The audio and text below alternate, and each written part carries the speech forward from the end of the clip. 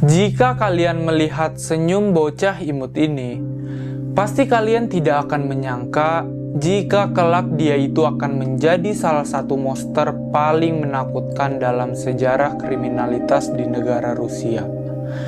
Bocah imut itu bernama Alexander Yuryevich Sasha Pichuskin, yang lahir pada tanggal 9 April tahun 1974.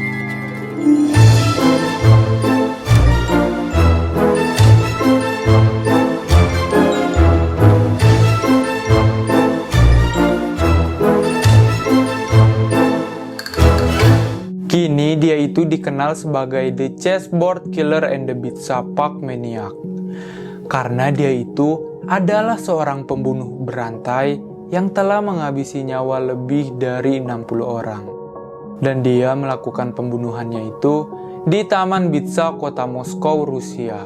Sebenarnya si Alex ini tumbuh seperti sewajarnya anak biasa, tapi suatu hari dia itu mengalami insiden yang merubah jalan hidupnya untuk selamanya. Yang dimana kepala dia itu terbentur sangat keras saat sedang bermain ayunan. Sehingga dia itu mengalami geger otak yang cukup lumayan parah. Terus seiring berjalannya waktu, kepribadian Alex ini sedikit demi sedikit berubah menjadi agresif dan impulsif. Sang ibu pun yang sadar akan hal itu, memutuskan untuk memindahkan Alex dari sekolah biasa ke sekolah anak berkebutuhan khusus. Tindakan dari sang ibu itu ternyata malah menjadi malapetaka bagi Alex. Karena teman-temannya Alex yang tahu akan hal itu, malah membuli Alex sebagai anak yang keterbelakangan mental. Sang kakek yang tahu cucunya itu suka dibully, memutuskan untuk membawa Alex agar tinggal bersamanya. Nah, di tempat kakeknya inilah, Alex menemukan hobi baru, yaitu dia suka bermain catur. Sang kakek yang menyadari bahwa Alex itu sebenarnya adalah anak yang cerdas, mencoba mengajari Alex untuk bermain catur. Selama bersama sang kakek, Alex menjalani hari-harinya itu dengan cukup menyenangkan. Ya walaupun dia itu masih sering dibully sama teman-temannya. Tapi Alex ini tidak lagi menjadi anak yang agresif akibat didikan dari sang kakek. Namun, segalanya menjadi berubah karena tak lama kemudian kakeknya Alex meninggal dunia. Alex yang merasa kehilangan panutannya itu jadi sering mengkonsumsi minuman vodka.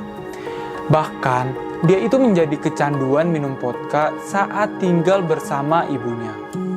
Pada satu peristiwa, Alex ini sempat menggendong seorang anak kecil, namun dia hanya memegang satu kaki dari anak tersebut. Dari balkon lantai 2, dia sambil merekam dan berkata, "Kamu ada dalam kekuasaanku sekarang. Aku akan menjatuhkanmu dari jendela."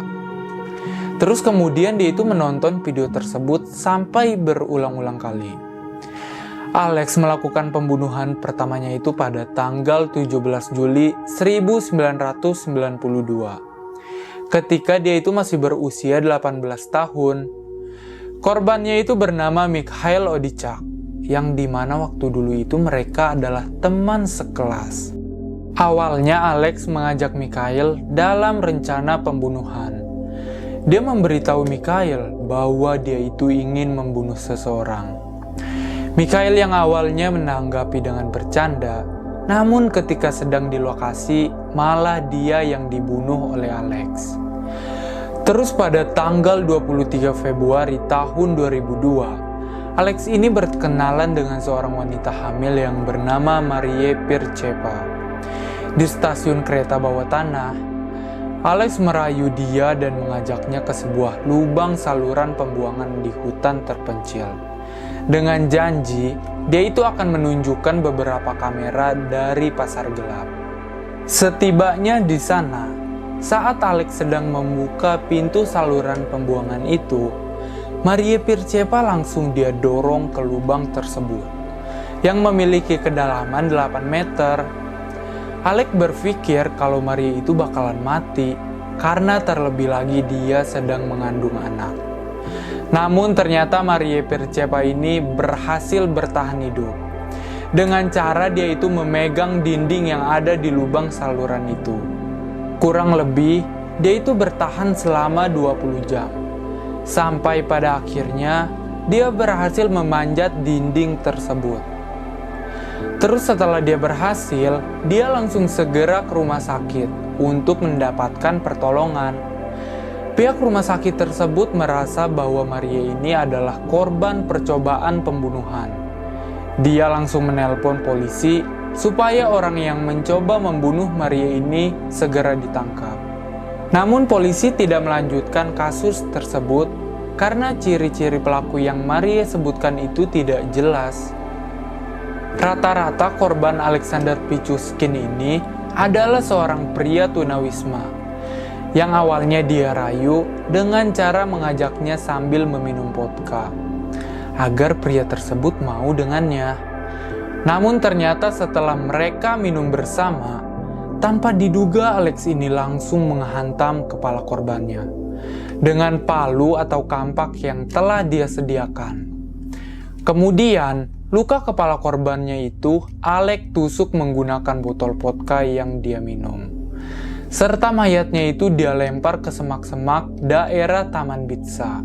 Di tahun 1992 sampai dengan 2006, dilaporkan bahwa lebih dari 50 orang itu hilang di daerah tersebut. Penduduk setempat percaya bahwa hilangnya orang-orang tersebut diakibatkan karena ada sosok roh atau monster yang tidak berwajah, yang suka menculik manusia. Dan tidak ada yang mencurigai kalau Alex lah yang sebenarnya membunuh orang-orang tersebut. Terus di bulan Februari tahun 2006, polisi setempat mulai kesal dengan adanya pembunuhan itu. Sehingga polisi terus berupaya mencari tahu siapa sebenarnya dalang di balik pembunuhan ini. Salah satu polisi kota Moskow mencurigai seorang pria kalau dialah penyebab hilangnya orang-orang tersebut. Sehingga dia menembak pria tersebut untuk dibawa ke kantor polisi. Namun, setelah diinterogasi, pria itu bukanlah pembunuh sebenarnya. Dan pria itu langsung dibebaskan. Polisi juga sempat menahan seorang waria yang membawa tas berisikan palu. Namun, setelah diinterogasi, lagi-lagi pihak kepolisian setempat salah tangkap. Terus di awal bulan Juni tahun 2006, polisi mulai mendapatkan petunjuk karena pada saat itu polisi lainnya menemukan jasad di Bitsa Park. Jasad seorang wanita yang bernama Marina Moskalyova. Jadi di tubuh Marina ini ada sebuah tiket kereta bawah tanah yang membuat polisi berpikir kalau itu adalah salah satu petunjuk untuk mencari tahu siapa dalang dari pembunuhan-pembunuhan ini. Ternyata memang benar. Saat polisi mengecek CCTV stasiun kereta bawah tanah, terlihat ada seorang pria bersama Marina Moskalyova. Dan pria itu adalah Alexander Pichuskin. Sampai pada akhirnya, di tanggal 15 Juni, Alexander Pichuskin ini ditangkap oleh polisi setempat. Selama diinterogasi, jumlah korban yang diakui Alex ini terus berubah. Awalnya dia mengaku hanya menewaskan 49 orang, serta 3 orang percobaan pembunuhan. Namun kemudian, Alex meminta pengadilan Rusia untuk menambahkan 11 korban, agar menjadi 60 orang. Terus di tanggal 24 Oktober tahun 2007, Alexander Pichuskin dijatuhkan hukuman penjara seumur hidup. Dengan 15 tahun pertamanya itu, Alex ditempatkan di sel isolasi.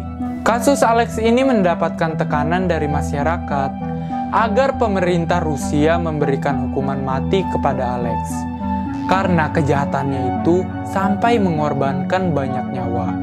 Alex juga mengatakan bahwa ketika membunuh para korbannya, dia merasa seperti Tuhan karena dia bisa menentukan apakah korbannya harus mati atau hidup. Kasus dari Alexander Pichushkin mengajarkan kita agar tidak melakukan tindak bullying. Karena bullying itu bisa membuat trauma kepada seseorang, entah menjadi agresif ataupun impulsif. Ambil sisi positifnya ya dari video ini, dan buang sisi negatifnya. Jangan lupa like dan subscribe kalau kalian suka dengan video ini. Gue Erlangga pamit undur diri, sampai ketemu minggu depan. Bye!